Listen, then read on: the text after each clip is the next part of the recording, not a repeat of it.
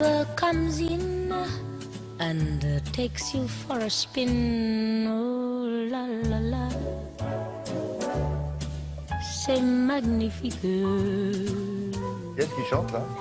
When every night your Fakir. loved Ah oui, one un Fakir, d'accord. holds you tight. Oh, la, Alors là, la, ça s'appelle Vermeer et les maîtres de la peinture de genre. Alors, c'est pas Vermeer tout seul, mais c'est quand même le plus connu, le plus C'est célèbre. Vermeer et ses amis, peintres hollandais du XVIIe siècle. Alors vous allez me dire, finalement, pourquoi on ne met pas Vermeer tout seul? Déjà, Vermeer tout seul n'a peint que très peu de toiles. Il a peint une quarantaine de toiles, il n'a pas vécu très longtemps, donc ses pièces sont assez rares. On en connaît vraiment, on estime qu'il en a peint 45, mais on en répertorie vraiment 37, 38, vous voyez.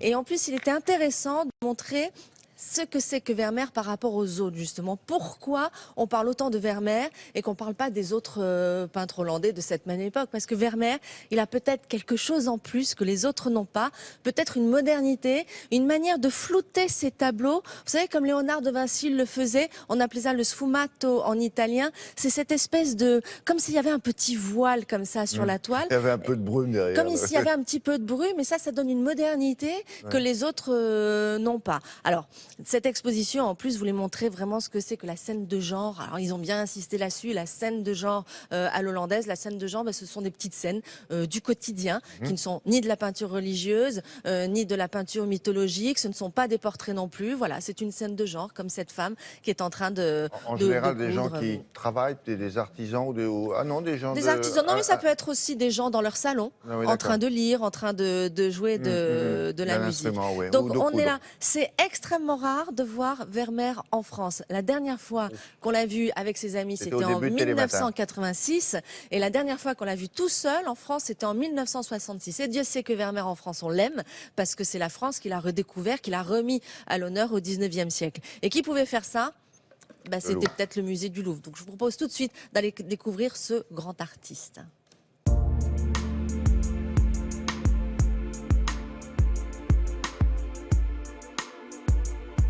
L'exposition Vermeer et les maîtres de la peinture de genre, elle a pour but de présenter Vermeer dans son contexte, c'est-à-dire le contexte d'une ruche, d'un essaim de petits génies, des peintres spécialisés dans la représentation de tableaux ultra élégants, très raffinés, et de montrer que Vermeer est pris dans cet ensemble et qui travaille branché, connecté avec ses artistes.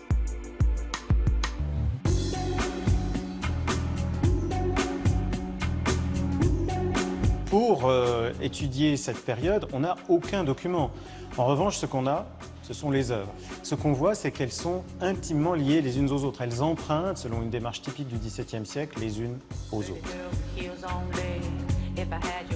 Vermeer, il a une touche assez abstraite, c'est quelqu'un qui suggère, qui floute, mais aussi ses compositions, elles sont dépouillées, presque dénudées, parce qu'il y a très peu de choses, alors que les tableaux de ses contemporains regorgent d'accessoires et de détails.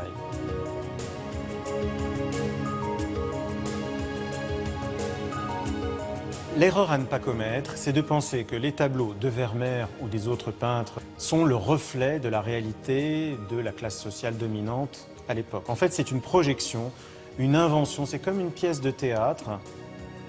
C'est l'image que veut se donner d'elle-même l'élite des Pays-Bas.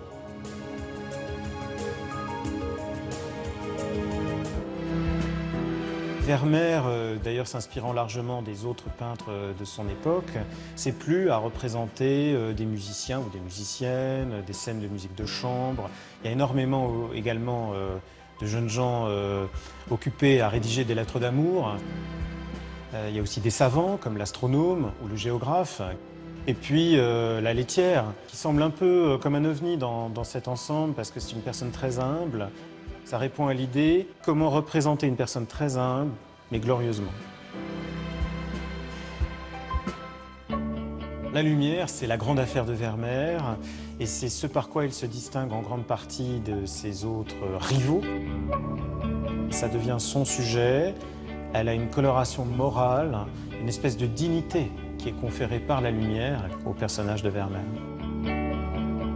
Vermeer n'est pas un grand original. C'est pas quelqu'un qui a des idées fulgurantes et qui s'impose aux autres. C'est plutôt quelqu'un qui recueille, qui récupère, qui a une culture visuelle considérable, mais qui à partir de ça transforme les éléments. Il fait son miel, il métamorphose. C'est quelqu'un qui introduit une psychologie très subtile, très fine, du retour sur soi, de la méditation, et également de la pudeur. Ça, c'est un élément caractéristique.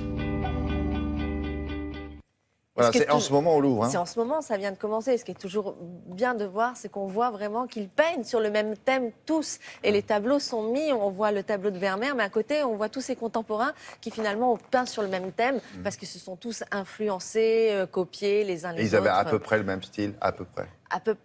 Et c'est là qu'on voit que non. Ils devraient l'avoir. Il y a un style flamand. Les autres, en fait, pourquoi on aime plus Vermeer par rapport aux autres? Parce que les autres ont un style vraiment hollandais 17e. Vermeer est plus intemporel. D'accord. Vermeer n'est plus contemporain. C'est pour ça qu'on aime beaucoup avoir jusqu'au 22 mai au musée du Louvre. Merci beaucoup.